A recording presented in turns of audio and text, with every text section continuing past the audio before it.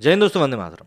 Adani group ने NDTV को खरीद लिया है, या यूं कहें 29% की हिस्सेदारी हासिल कर ली है, वो भी बिना एक भी रुपया दी। मतलब, और सबसे बड़ी बात तो ये कि जो एनडीटीवी के ओनर्स हैं प्रणब रॉय जी, उनको इस बारे में कुछ पता भी नहीं है कि उनका चैनल उनके आंखों के सामने से कब बिक गया, या यूं कहें नाक के नीचे से बिक गया, यूं कहें कि आंखों में से सूरमा चुरा लिया। मतलब कुछ भी कह लीजिए आप, यहाँ पर हर एक कहावत अतिशयोक्ति ही दिखेगी कि एनडीटीवी जैसा बड़ा न्यूज़ पोर्टल जो कि वामपंथी और लिबरल गिरोह का पसंदीदा हुआ करता था, वो अडानी जी के हाथों बिक गया। कैसे बिक गया, क्यों बिक गया, कब पैसे दिए थे, क्यों पैसे देने नहीं पड़े, काफ़ी सारी चीज़ें। इन्हीं सब बातों के बीच में सोशल मीडिया पर रवीश कुमार का काफ़ी ज़्यादा माहौल भी उड़ाया जा रहा है, ये कहते हुए कि अब वो भी भगवा भगवा शॉल ओढ़कर यूट्यूब के ऊपर वीडियोस बनाते हुए देखे जाने वाले हैं। मतलब यहाँ पर बातों की कमी नहीं है, लेकिन फिर भी इस बात को समझना आज की डेट में बहुत ज़्यादा ज़रूरी हो चुका है कि जो चीज़ें हुई हैं, क्यों हुई हैं, कैसे हुई हैं। तो इस वीडियो में हम लोग जरा इसी बारे में बात करेंगे। एशिया के सबसे अमीर बिजनेसमैन गौतम अडानी एनडीटीवी की 29% हिस्सेदारी खरीदने जा रहे हैं। मंगलवार शाम को इसका ऐलान किया गया।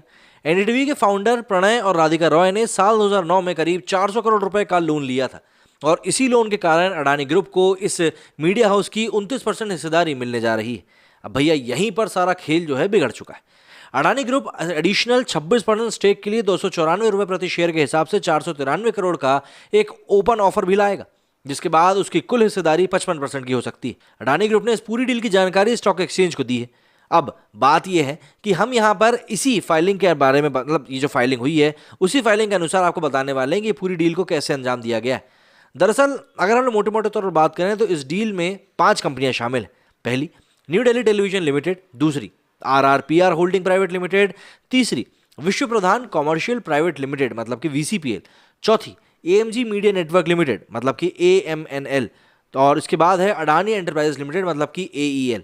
अब देखिए, RRPR holding private limited NDTV की प्रमोटर कंपनी है। Vishwa Pradhan commercial private limited मतलब कि VCPL AMG media network limited AMNL की सहायक कंपनी यानी कि सब्सिडियरी है। 113.75 करोड़ रुपए में अडानी ग्रुप ने वीसीपीएल का अधिग्रहण किया था। AMG media network limited AMNL Adani enterprises limited AEL की ही सब्सिडियरी है। Adani enterprises limited AEL Adani group की प्रमुख कंपनी है। अब इस हिसाब से Vishwa Pradhan commercial private limited का कंट्रोल अडानी एंटरप्राइजेस के पास पूर्ण रूप से है। मतलब ये पूरी की पूरी सब्सिडरी इन्हीं के अंडर में आती है। अब देखिए, सबसे पहले हम 5 पॉइंट्स में समझने की कोशिश करते हैं कि अडानी ग्रुप ने आखिर कैसे एनडीटीवी में अपना हिस्सा लिया है। एनडीटीवी की प्रमोटर कंपनी मतलब कि RRPR holding private limited Pranab Roy Radhika Roy की है। इन्होंने साल 2009 में दूसरे कर्ज चुकाने के लिए मतलब करीब 403 करोड़ रुपए का लोन लिया था। अब इस इंटरेस्ट फ्री लोन के बदले में वीसीपीएल को आरआरपीआर होल्डिंग प्राइवेट लिमिटेड के वारंट मिल गए थे। नियमों के अनुसार वारंट को एक्सपायरेशन से पहले कभी भी इक्विटी शेयर्स में बदला जा सकता है। इसी अधिकार के तहत वीसीपीएल ने करीब 19,90,000 वारंट को 19,90,000 शेयर्स में बदलने के लिए मंगलवार को नोटिस जारी किया। अडानी एंटरप्राइजेस ने स्टॉक एक्सचेंज को भी इसकी जानकारी दी। मतलब अब देखिए, वारंट एक्सचेंज के टर्म्स के अनुसार आरआरपीआर को नोटिस के 2 दिनों के अंदर मतलब कि 25 अगस्त तक वीसीपीएल को 19,90,000 शेयर्स अलॉट करने होंगे। इससे वीसीपीएल को आरआरपीआर की करीब 99.5% हिस्सेदारी मिल जाएगी। वीसीपीएल के पास 2 और अधिकार हैं। पहला, आरआरपीआर की 99.99% तक की हिस्सेदारी के अधिग्रहण के लिए और वारंट, और दूसरा, प्रणव रॉय और राधिका रॉय के पास मौजूदा आरआरपीआर के सभी इक्विटी शेयर्स को खरीदने और साथ ही साथ आरआरपीआर की 100% हिस्सेदारी को खरीदने का ऑप्शन। अब क्योंकि एनडीटीवी एक प्रमोटर आरआरपीआर है और उसके पास एनडीटीवी की करीब करीब 29.18% की हिस्सेदारी है, मतलब कि करीब 1,88,13,000 शेयर्स हैं, इसलिए अडानी ग्रुप को इनडायरेक्ट तरीके से एनडीटीवी में 29% की हिस्सेदारी मिल गई है। वीसीपीएल ने वारंट को शेयर में बदलने के लिए पेमेंट भी नहीं किया है। ऐसा इसलिए क्योंकि वो लोन के तौर पर 2009 में ही पेमेंट कर चुके हैं।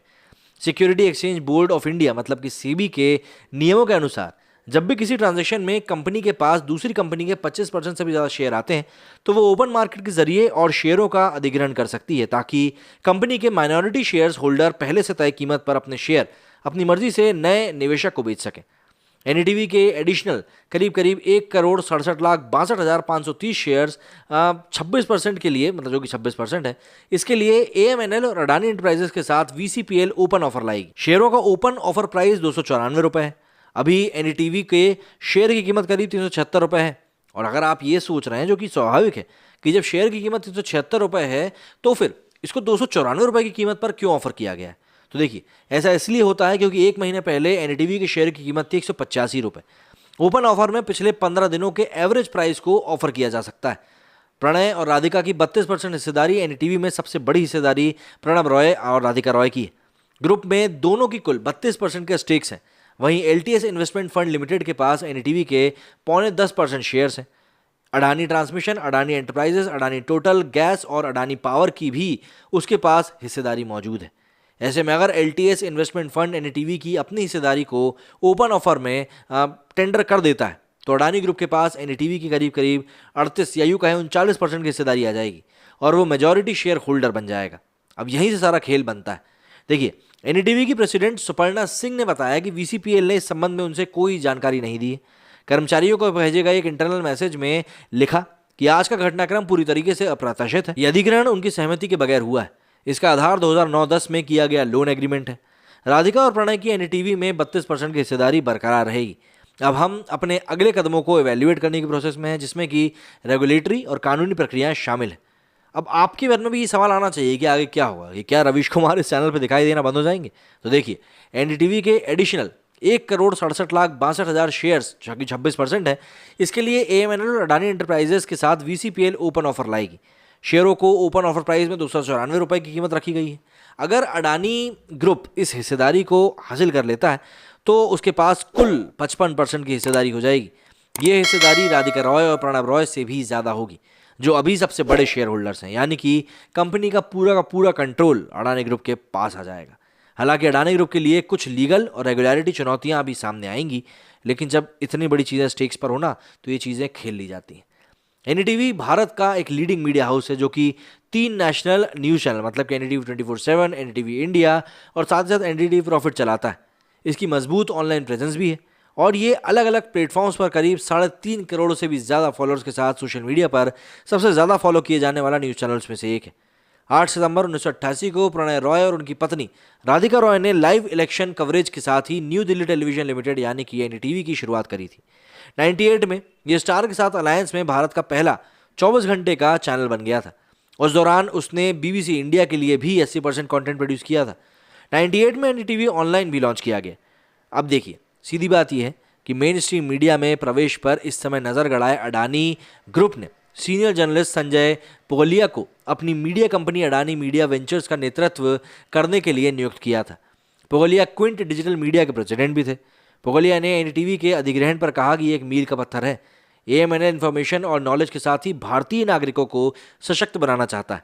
एनडीटीवी हमारे विजन को पूरा करने के लिए सबसे अच्छा ब्रॉडकास्टर है और डिजिटल प्लेटफॉर्म भी है। साथ ही साथ अडानी ग्रुप ने 26 अप्रैल 2022 को एएमजी मीडिया नेटवर्क लिमिटेड नाम की कंपनी बनाई थी।